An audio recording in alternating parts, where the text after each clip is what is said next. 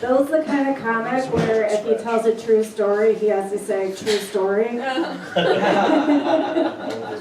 would say 95 or 99%. You're up here making up stuff. And it's great. I love every second of it. The next person I love every second of, all the way from Ithaca, super duper funny lady. Give it up for Charlotte. Woo! Charlotte Ghost, I should say. Full name. Thank you. Thank you. Hi, everybody. Hi, Charlotte. Hi, Charlotte. My name is Charlotte, and I'm an alcoholic. Hi, Charlotte. Hi, Charlotte. Thank you. I feel so much better just hearing that. Tonight is my home group meeting, and I knew that it was the third Thursday, and I was like, I'm going to skip my AA meeting. I'm going down to the comedy club in Binghamton. Woo-hoo! Yeah! Same day. Woo! I got no dick jokes, okay? Never do. And I just want to comment about pornography. I never watch porn. Okay. I make porn. You heard right here, and that's truth. Actually, it's all softcore porn. I was a dancer. They call them dancers in New York City. Really, I was a stripper in a nude club. Yeah, no alcohol in there, because you can only imagine what's going on in the back. And I never did sex for money, not me, because I couldn't do that. I had too many feelings about whose body was attached to the penis. That was I really had like a hang about that shit, and I was like, there's no fucking way I'm just gonna do it for money. I mean, I really want to have a boyfriend, and I want to eventually get married. And thank God I was sober doing this, because I did end up coming down off stage and taking off my 5-inch heels. And I did end up getting married, and I had 3 kids, and it lasted a long time. And I'm divorced, but happily divorced. I still love my ex-husband. He's the one that signed me up for comedy classes. He said, you are telling jokes all the time, girl. You need to do this. And they said, you need to do stand-up. And I was like, no fucking way am I ever going to do that. Look at me now, man. I love it. And I got no jokes, basically. I just talk about myself. I feel kind of self-conscious about it, you know. So I was in Weiss before I came over here. Shout out to Weiss. I fucking want to move to Binghamton. I'm desperate to get out of Ithaca because the taxes are really unbearable. My youngest child is 17, almost 18. She's graduating high school. She wants to go to the University of Pittsburgh. I'm like, yay, I'm moving down there. The real estate is cheap. No, but I look at Binghamton because my boyfriend lives here. He's a public defender. And I'm like, I really want to get a cheap house on Main Street, you know, one of the mansions. And then I want to just set it on fire. Just kidding. I want to renovate it. I'm a contractor. I'm a painting contractor. You can tell I have a lot of energy, and I'm a man about it, man. When I paint, I'm like a monster. I'm like a monster truck painter. So anyway, but back to stripping. I did that for a little while, and back in the days before cell phones, 1993, I moved to New York City, and I needed an apartment. Like a year later, 1995, actually, it was like 18 months. And I was a squatter for a while, and oh my God, that's a whole other chapter. But the woman that I was a squatter with, we moved in together, and then I needed money for an apartment real fast. So back in those days, you just answered ad in the Village Voice.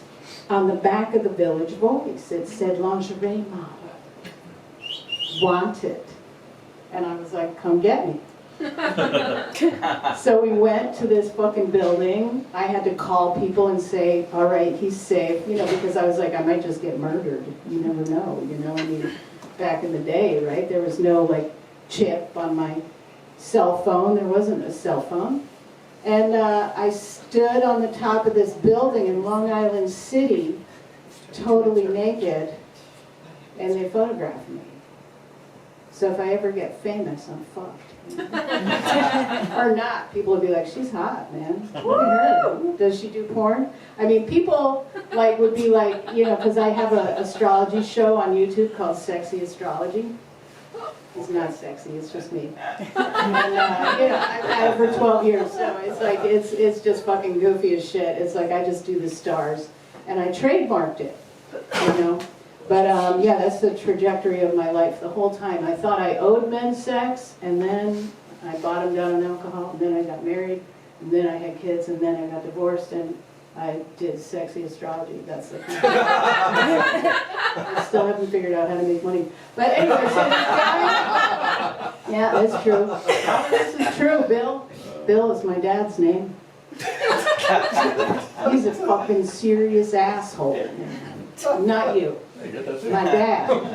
My dad is like, I can call him that. I have the right to say that because of just some shit. But anyway, so I was on top of this building in Long Island City in 1995 doing my lingerie modeling.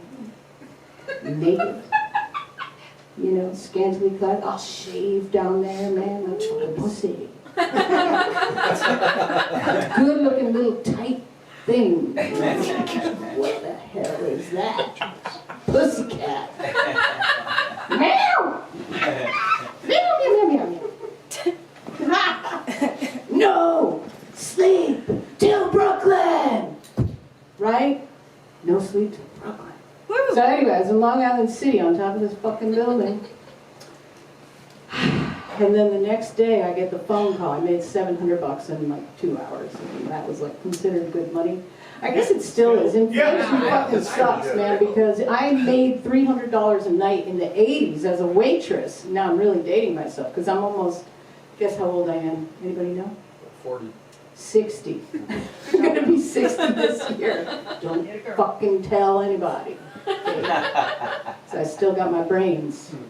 Alzheimer's hasn't set in. But so I'm on top of this building. 2 hours go by. I get $700 in cash, mostly ones. No, just kidding. He paid me in 20s, and that was very appropriate. They still look the same in the 90s as they do now. And it was appropriate, you know, it was like that. And the next day I get the call from this guy named Mike. And Mike is like, so, he asks, do you want to do porn? And I say, Mike, I can't get paid to fuck. Like, no. But I'll take some more pictures with you. So we did another couple of sessions, and then pretty soon I was had to go, you know, work in the clubs and do topless dancing because I had connections and, you know, it was like that. And then I lived through it, you know, like it was like addictive money, and thank God I was sober because I only did it for like a year. But the funnest part about it was people ask me, how old are you? And I'd be like, I was 30, right? And I'd be like, I'm 19. They fucking believe me, man. And I just love that shit. I'm a low-key cougar. You know what I mean? So yeah, so my boyfriend lives in Binghamton. He's a public defender. Someday he'll bring all his lawyer cats out and they'll spend a lot of money because they make too goddamn much money. They fucking do, man. They don't need no money. Like, I'm the one that needs the money. I want to, like, go dance again or something. But I'm attracted to the stage. So if anybody has any pointers, let me know. I want to just say one thing about being a cougar. My first film, my mom moved to France, okay, because it runs in the family. The women are all older than the dudes. And I'm 6 years older than my boyfriend, which is very appropriate because he's starting to look old. You know, to be honest, man. He's trying to quit smoking. He's holding it down with Chantix. Anybody know about that medication? Yep. Oh, God. He is like trying to quit, and I'm like, just feel the pain, motherfucker, man. It's painful. It's like a part-time job, quitting smoking. But yeah, so my mom moved to France, but when I was 10 years old, we lived in Europe. And I'll tell this one last story, and I guess I'll get off stage, because I don't know how much time I have. I'm trying to talk really quickly and just cram it in. That's my bad. I didn't say anything. We got 7 minutes in heaven, Oh, so okay. go for it. Woo, woo, woo, woo. All right. One more. Yeah. Okay. Finale. All right. Thank you. Routine. So, my mama, she lives in Europe. She's a French citizen. She moved there in 1980. We're not French, we're Irish. I like put on my Irish bitch outfit today. A little gangsta, you know what I mean? And so she dropped me at the movie theater in Paris when I was 10 with my brother, who wouldn't sit next to me because he's an asshole. I mean, not really. He's actually lovey-dovey, but he, at the time, he was holding it down. He's only a year older. He's 11, and I'm 10. And they drop us at this movie theater to this rated R movie. And I think that that really influenced me. It was Harold and Maude. Anybody know that film? Woo! She's like 90, and her boyfriend is like 26. And I was like, well, that really makes sense now, doesn't it? All right, thank you very much, family.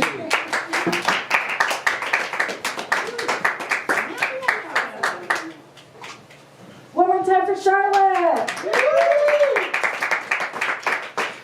Charlotte, you'll always be barely legal to me. All right. Next lady.